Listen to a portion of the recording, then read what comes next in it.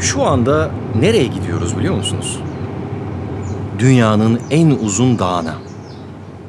Hayır, burası Asya kıtasında değil. Pasifik Okyanusu'nun ortasında, Hawaii adasında.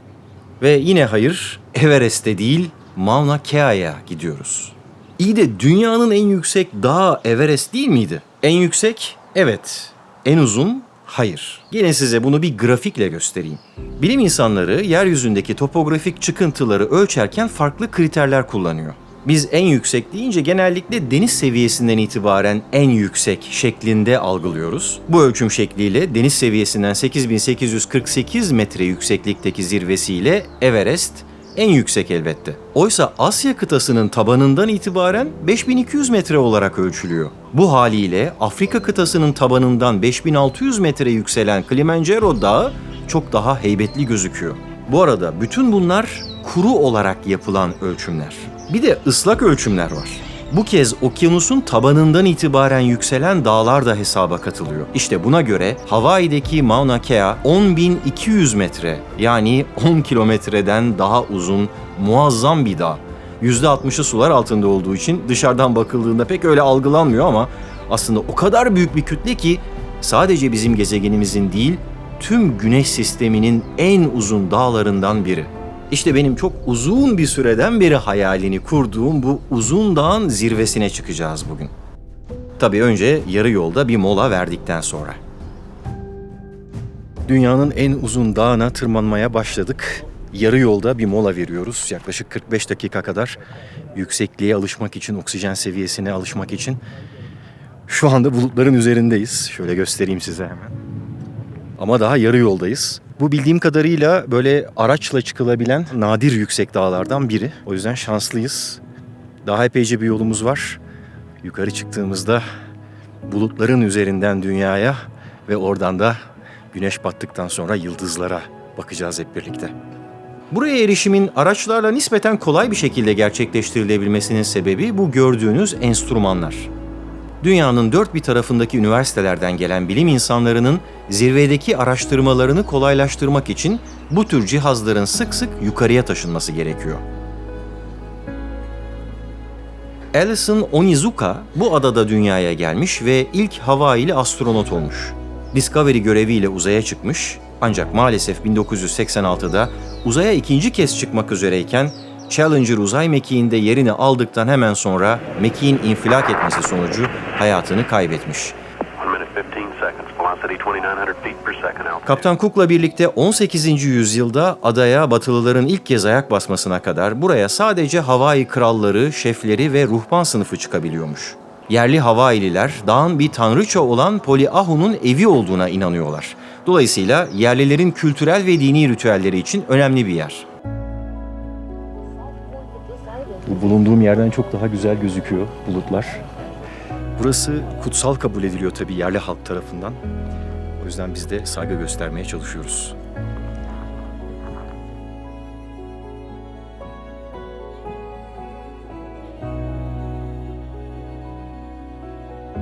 Yükseldikçe toprağın yapısı ve üzerinde yetişen bitki örtüsü hızla değişiyor.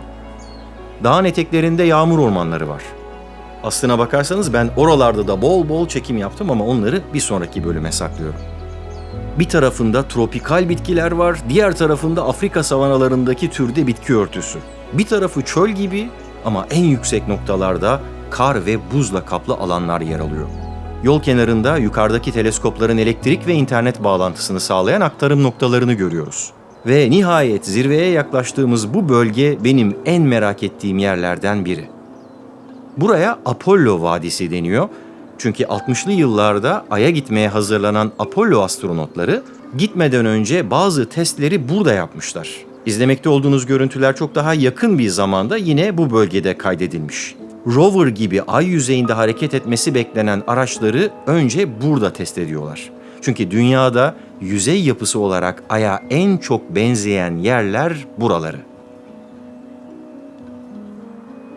1 milyon yıllık genç sayılabilecek dağa tırmanışımız sürüyor. Genç diyorum çünkü Hawaii adalarındaki en yeni oluşumlar bu en büyük adada. Diğerleri bundan çok daha yaşlı.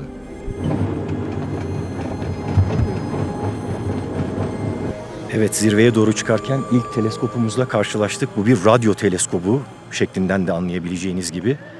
Ve bir network'ün, bir ağın parçası. Bunlar hep birlikte çalışıyorlar. Bir tanesi mesela Karayip Denizi'nde, Virgin Adaları civarında Amerika Birleşik Devletleri'nin farklı yerlerine dağıtılmış durumda. Farklı yerlerine. Hepsi birlikte çalışıyor. Bu dağın zirvesinde buna benzeyen toplam 13 tane teleskop var ama hepsi radyo teleskobu değil. Bazıları optik teleskop, bazıları infrared teleskop. Şimdi sırasıyla onların hepsini görmeyi ümit ediyorum.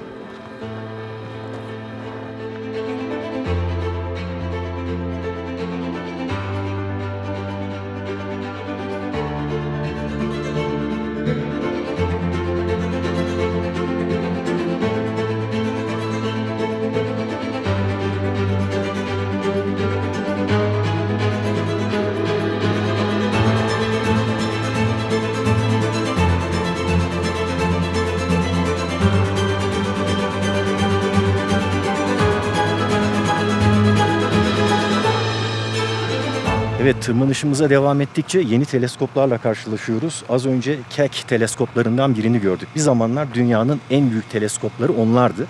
Yaklaşık 10 metre yanlış hatırlamıyorsam çapları ama artık değil. Bunlar daha yeni olan teleskoplar, submillimeter diye geçiyor, milimetre altı teleskopları. Ondan önce Subaru teleskobunu geçtik. O da Japonların bir teleskobuydu. Tabii burası çok benim için heyecan verici bir yer. Dünyanın astronomik açıdan en önemli noktalarından biri. O yüzden 11 farklı ulusa, millete ait teleskoplar var burada. 13 tane toplam teleskop var. İşte az önce söylediğim gibi Japonların da bir teleskobu vardı. Bunun sebebi burada hava çok kuru. Işık kirliliği yok, hava kirliliği yok. O yüzden de astronomik açıdan dediğim gibi dünyanın çok önemli bir noktası.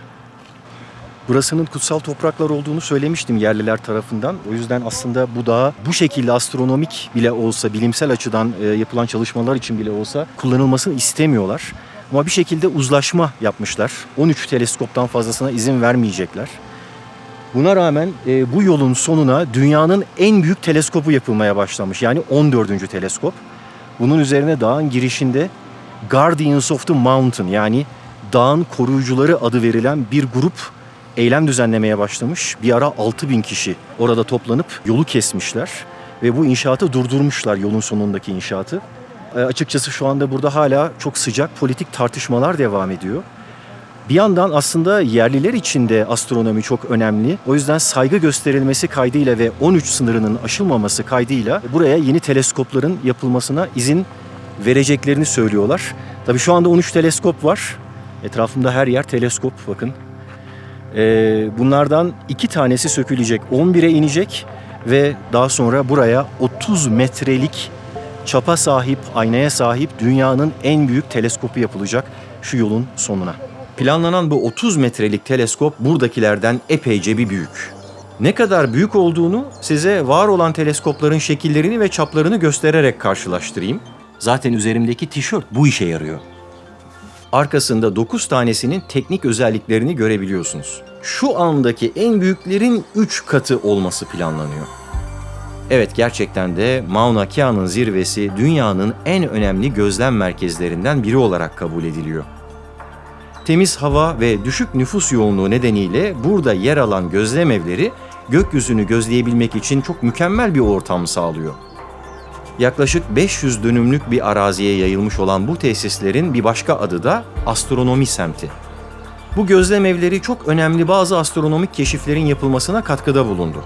Örneğin 2 rakip astronom takımı Hawaii'deki bu teleskopları kullanarak beyaz cüce yıldızların çöküşünden kaynaklanan uzak tip süpernovaların büyük bir envanterini inceledi. Bu süpernovaların parlaklığı kozmik mesafeleri ölçmek için kullanılıyor ve bilim insanlarının kozmik genişlemenin hızını doğru bir şekilde tahmin etmelerini sağlıyor.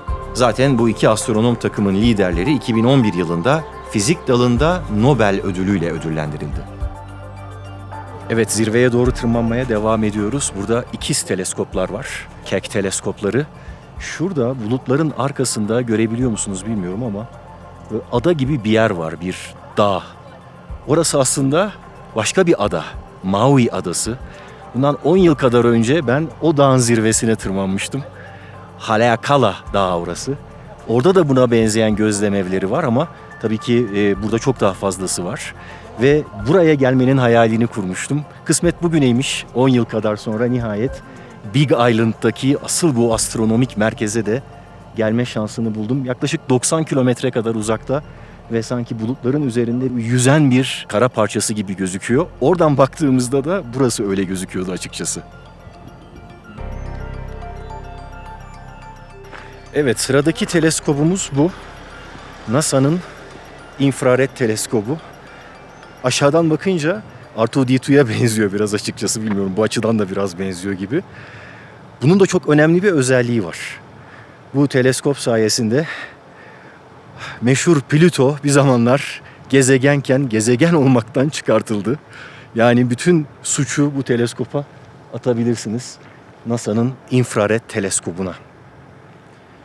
Ben tekrar şuradan bir kere daha size bulutların üstünden Maui adasını göstermek istiyorum. Biz şu anda büyük adadayız, Big Island'dayız. Karşıda bu bulutların arkasında Maui adası gözüküyor.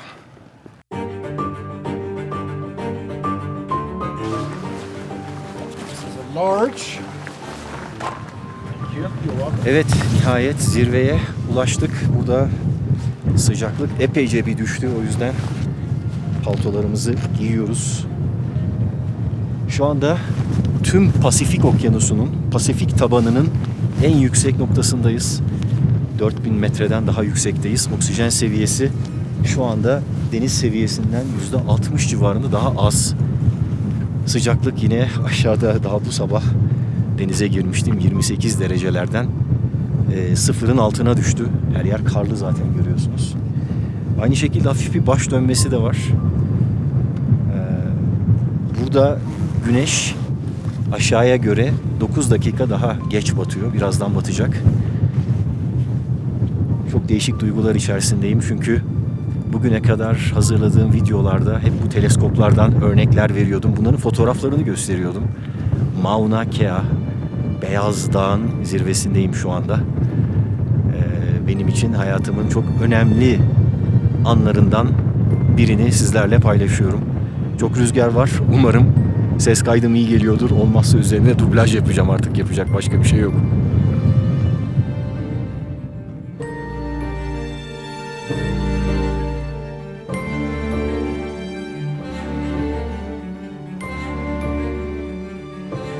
Güneş batıp da etraf kararmadan önce sizlere bir dağı daha göstermek istiyorum. Mauna Loa. Loa uzun demek. Mauna dağ demek. Uzun dağ. Büyük Hawaii adasının, yani bu Big Island'ın 5 yanardağından bir tanesi. İşte bir tanesi şu anda üzerinde durduğum Mauna Kea.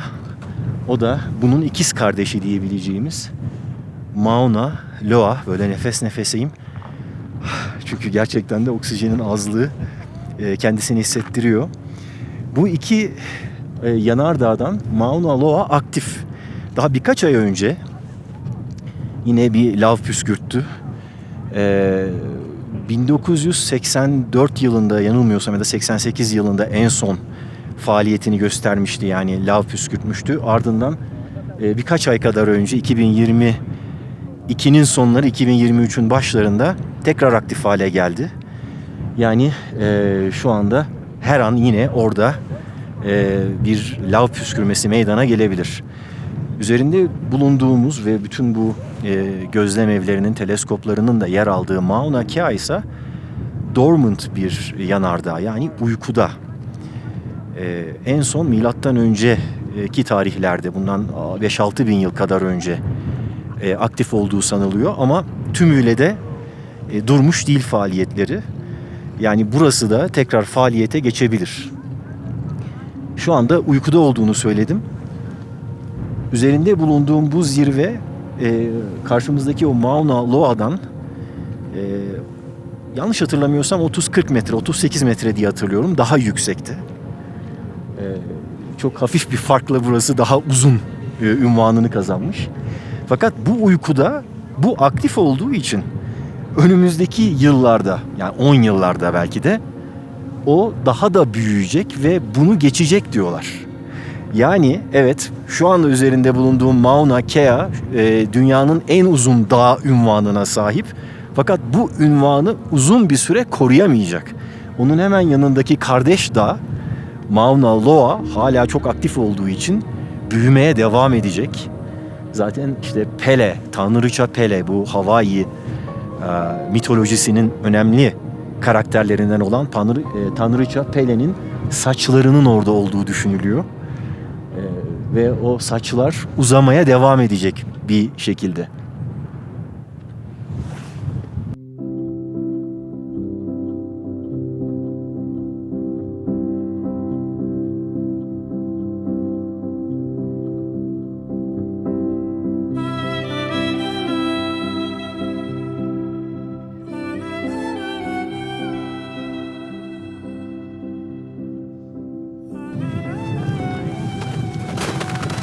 Güneş batmak üzere.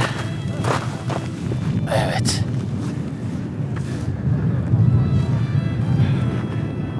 Şurada bir yerlerde, şurada bir tane daha dağ görüyorsunuz. O da yine Büyükada'daki 5 volkandan bir başkası.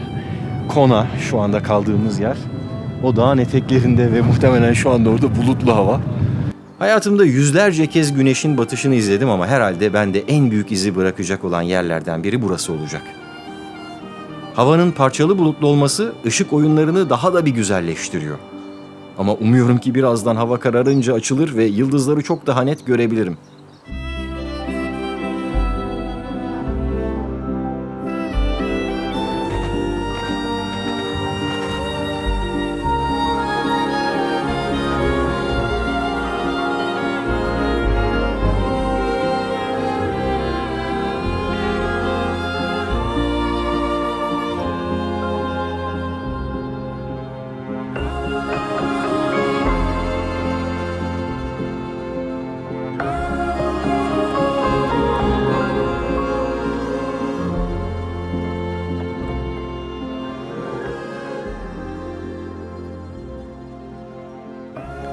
Şu anda sadece sesimi duyuyorsunuz. Görüntü muhtemelen çok kötü geliyor olmalı. Yine de ben kayıt yapayım istiyorum.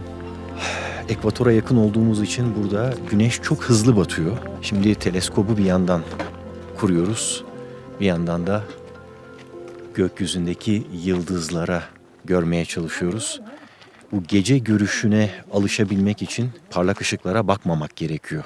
Ve insan gözünün gökyüzündeki yıldız ışığına göre ayarlanması için, yani gece görüşüne uygun hale gelmesi için bir 15-20 dakika geçmesi gerekiyor. İşte bu zaman zarfında teleskop kurulacak ve gökyüzündeki yıldızları görmeye çalışacağız. Buradaki gözlem evlerinden ötürü uçuş yasağı var. Yani bu dağın üzerinden herhangi bir uçağın uçması yasak. Yine de hareket eden ışıklar görebiliriz. Bunun sebebi UFO'lar değil. Bunun sebebi üzerimizden geçecek olan çeşitli uydular. Ve belki de International Space Station, Uluslararası Uzay İstasyonu. Evet, benim gözlerim alışmaya başladı. Gezegenleri ve yıldızları çok rahatlıkla görüyorum şu anda. Görüyorum ama maalesef çok fazla gösteremiyorum. 30 saniye pozlayarak çektiğim bu fotoğrafı paylaşabiliyorum. Bundan sonrasını kameramın gücü video olarak kaydetmeye yetmedi belki ama ben kendi duygularımı kaydettim. Dağın zirvesinden ayrılırken yıldızları seyretmenin sadece bir gözlem değil, aynı zamanda bir meditasyon olduğunu da anladım. Sanırım yıldızların ışıklarını herkesin kendi gözleriyle görmesi gerekiyor. Çünkü evrenin ve varoluşun anlamını keşfetme yolculuğunda herkese rehberlik edecek bir ışık var.